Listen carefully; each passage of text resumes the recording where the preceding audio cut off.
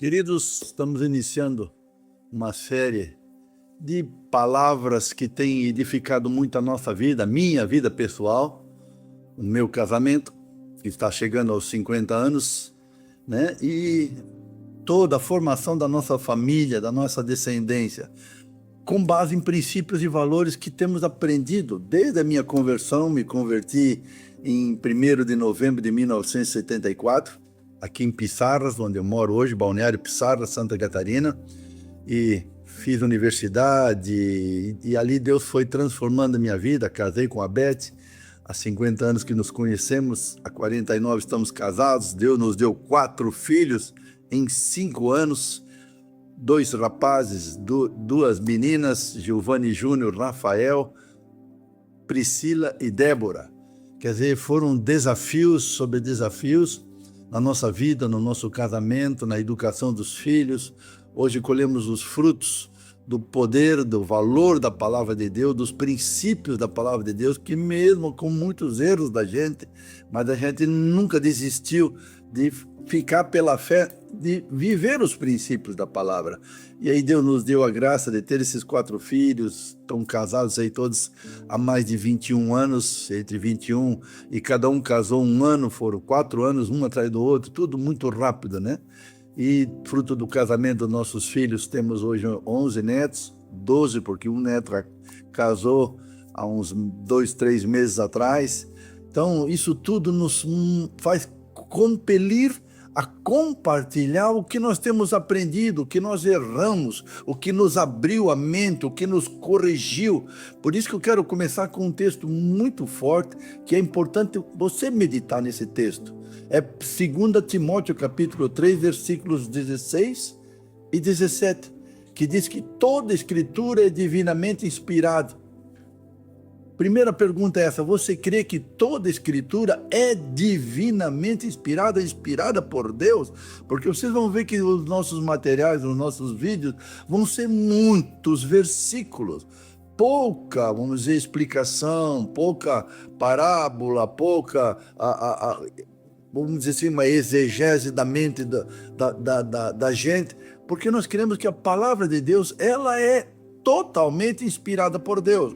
E aí continua o texto de 2 Timóteo 3, 16, diz: toda escritura é divinamente inspirada e é útil para o ensino, é o que nós vamos tentar fazer aqui, correção, aliás, repreensão, correção e educação na justiça, para que o homem de Deus, você, eu, homem antropos no original aqui, é homem e mulher, homens de Deus, sejam perfeitos e perfeitamente habilitados para toda boa obra.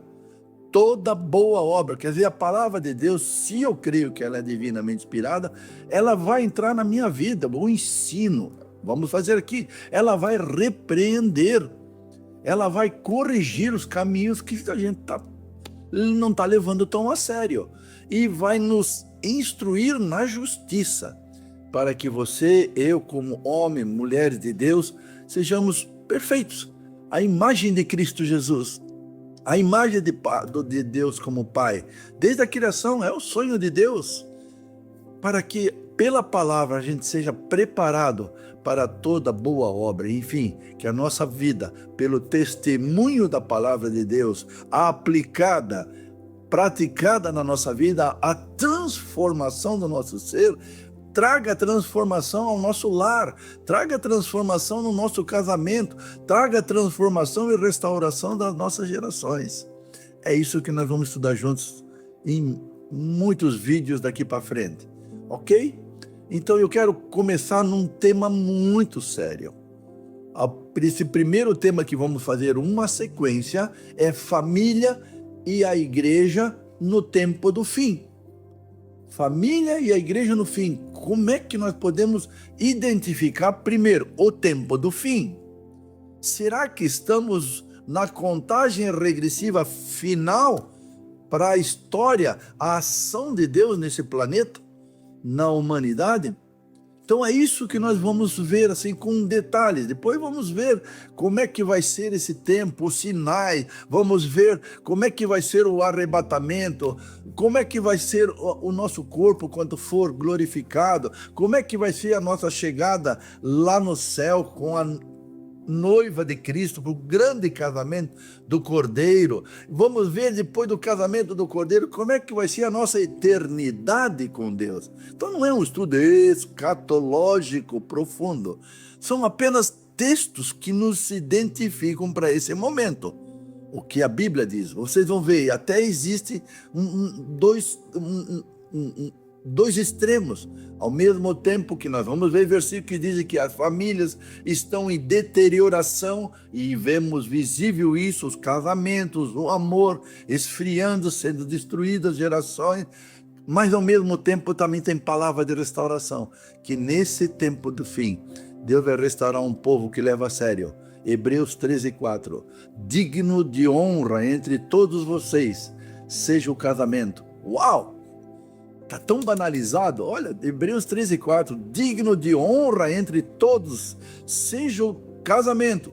E continua, e o leito conjugal conservado puro, pois Deus julgará os imorais e os adúlteros.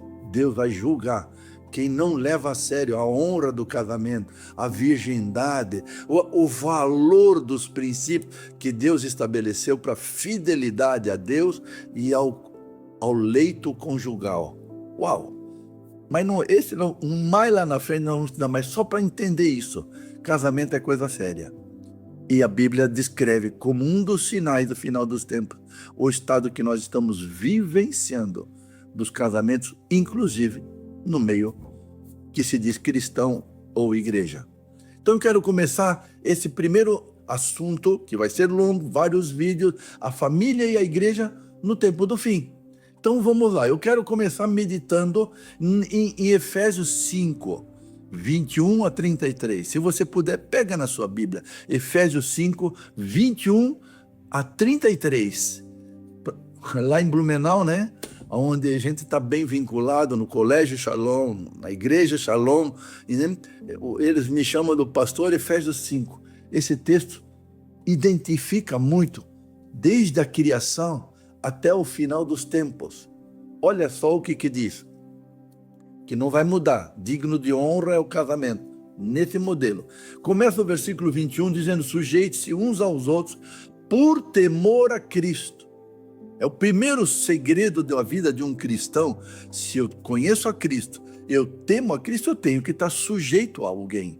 Essa palavra no original é upotasso, significa colocar-se voluntariamente debaixo do conselho, do cuidado de alguém.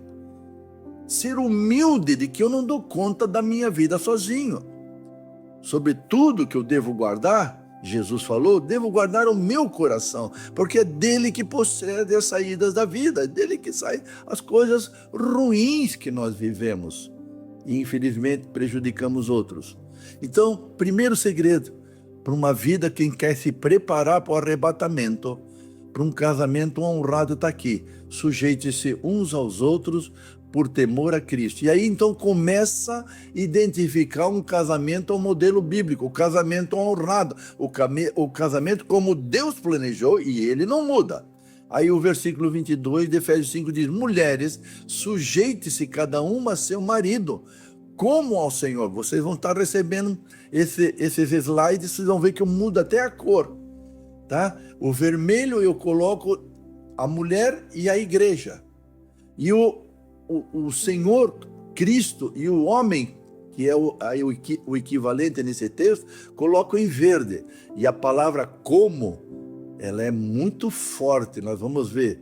Então, olha, mulheres, sujeite-se cada uma a seu marido como ao Senhor. Essa palavra no original grego é hos, significa na medida que.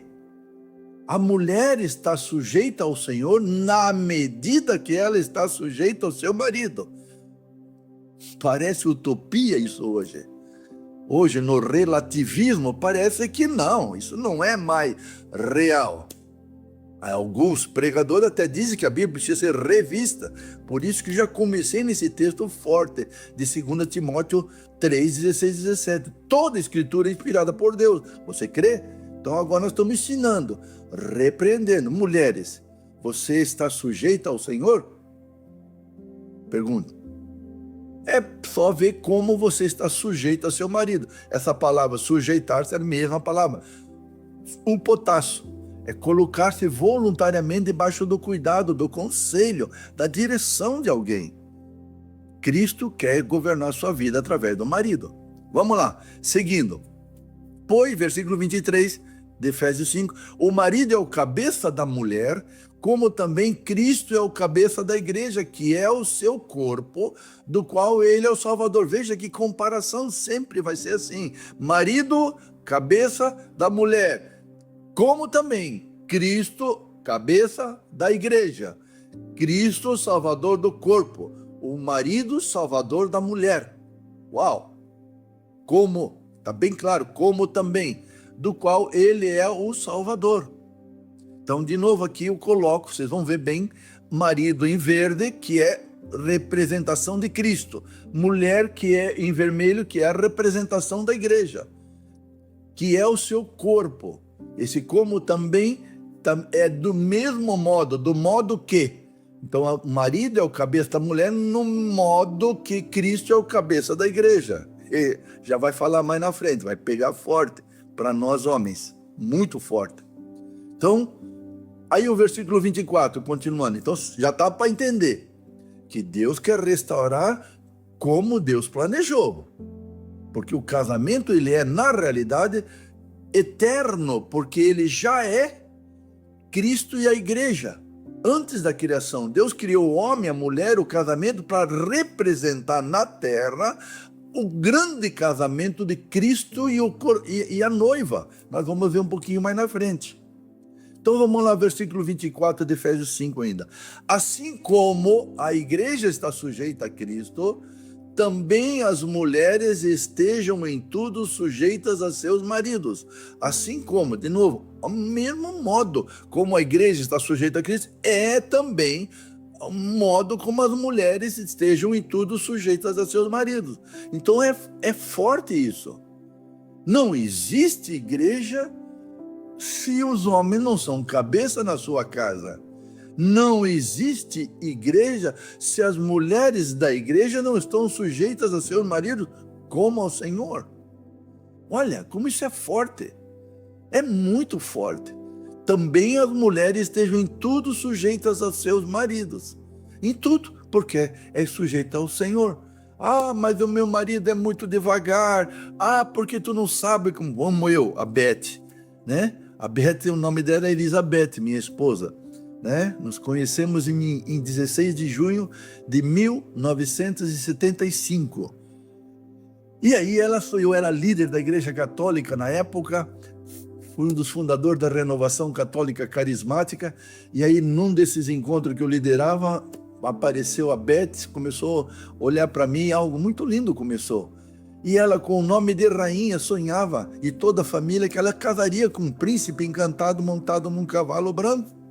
E na época eu era loiro, tinha cabelos loiros, uau, líder. Alguns diziam até parecia um padre, né? Porque estava ali já numa vida transformada por Jesus. E aí, depois que ela casou, foi descobrir que o marido não veio morar com ela, só veio um cavalo branco. Cara, foi assim muito forte a dificuldade que nós tivemos no nosso casamento, por causa do meu temperamento, da minha maneira explosiva de ser. Mas louvado seja Deus que a palavra de Deus foi me transformando, foi transformando o lar. Quer dizer, a Beth teria tudo para não se sujeitar a mim, porque eu era grosso, violento às vezes, de chutar cadeira, dar soco na mesa.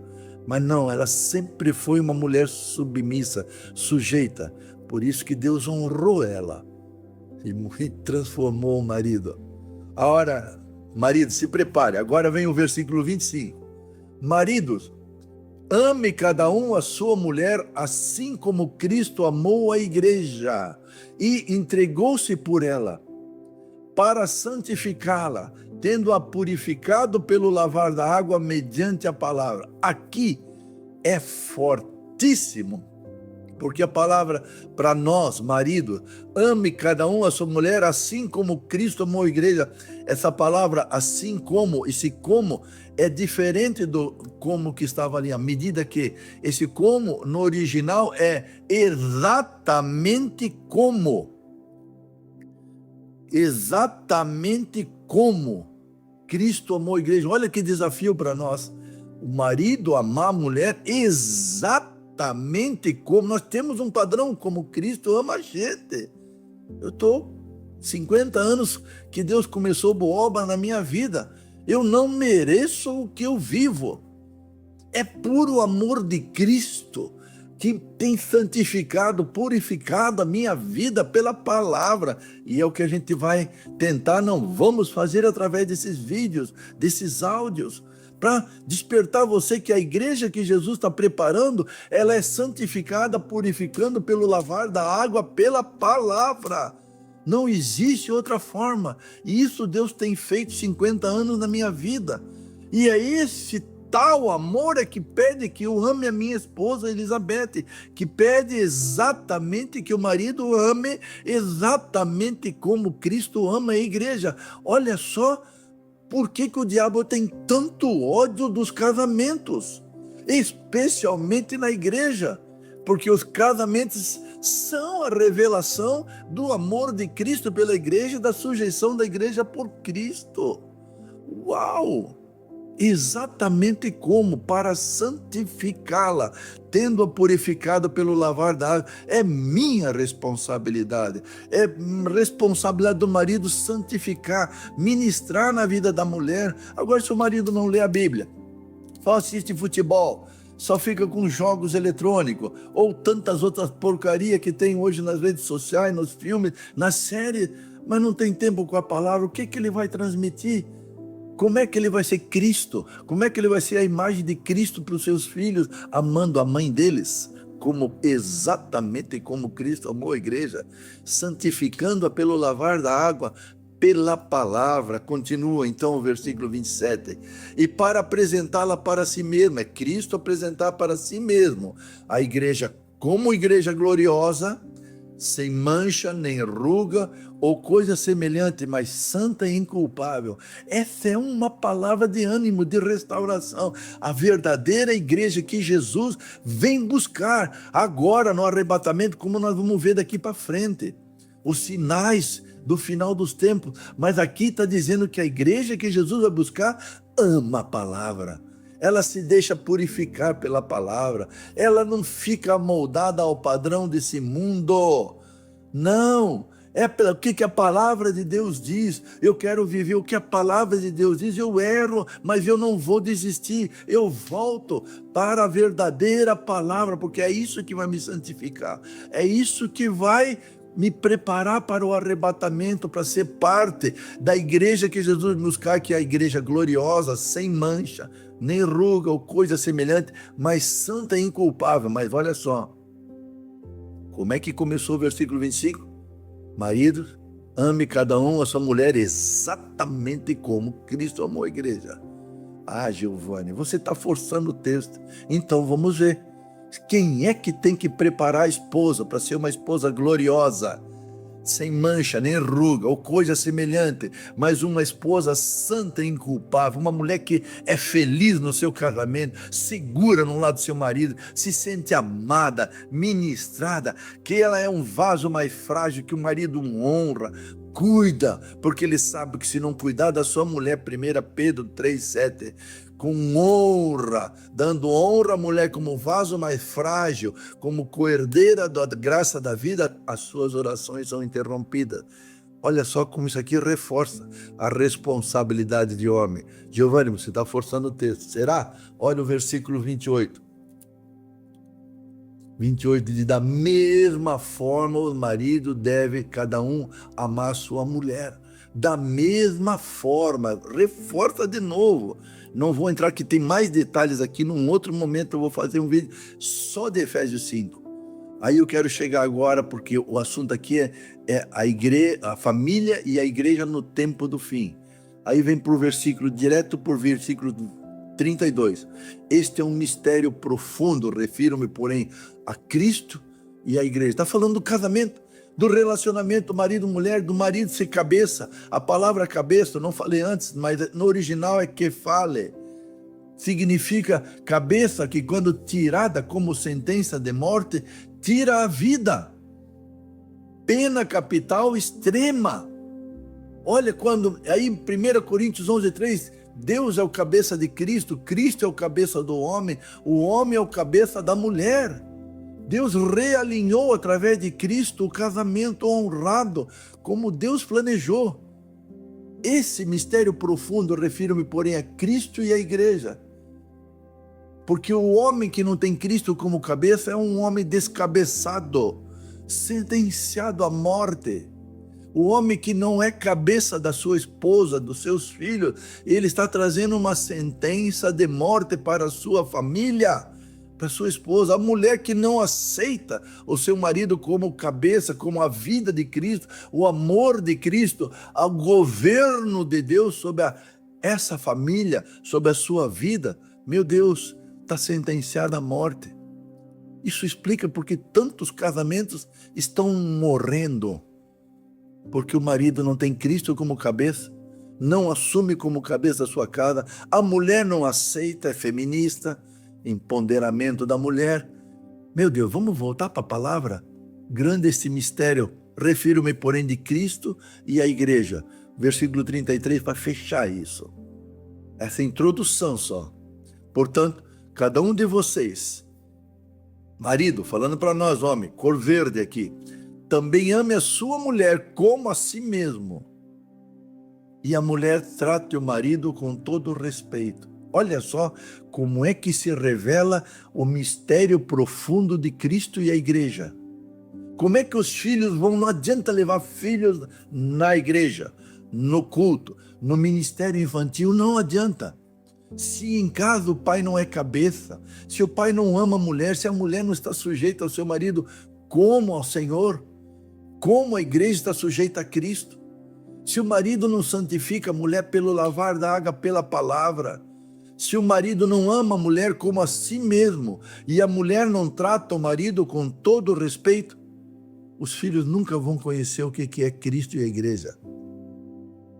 Não adianta levar lá num culto, dizer que eu levo meus filhos na igreja, mas não vivo como igreja em casa, no padrão bíblico de casamento. Deus, cabeça de Cristo, Cristo, cabeça do homem, o homem é o cabeça da mulher, e os dois alinhados à vida, o amor de Deus que vem através de Cristo para o marido, do marido para a esposa, os dois alinhados ao céu, os seus filhos vão conhecer o mistério profundo de Cristo e a igreja, vendo o pai amando a mãe como a si mesmo, e vendo a mãe respeitando o pai como cabeça, como governo, como a expressão do amor e do cuidado de Deus em casa. Querido, isso vai fazer toda a diferença para a sua vida, para as suas gerações. E isso já vamos ver na sequência, nos próximos vídeos agora. É isso que vai determinar quem vai ser arrebatado, quem vai subir com Jesus ou quem vai ficar. De novo, Hebreus 13:4. Digno de honra entre todos vocês seja o casamento. Honrado o casamento. Tem que levar a sério o casamento.